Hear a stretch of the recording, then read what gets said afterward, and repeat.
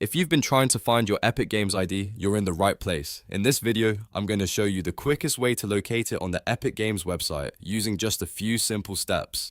This is helpful if you need your ID for account support, linking services, troubleshooting, or sharing your account information correctly. And if this tutorial helps you out, make sure to hit like and subscribe for more quick software and account how-to guides. Alright, let's get started. First, open your browser and go to the official Epic Games website.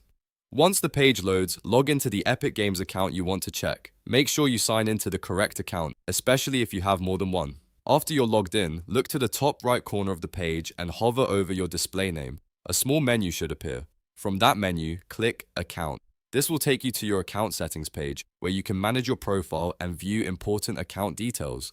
On the account page, scroll or look through the account information section. Right there, you'll see your Epic Games ID displayed as a string of numbers and letters. That long code is the identifier you're looking for. If you need to copy it, highlight the full ID carefully so you don't miss any characters.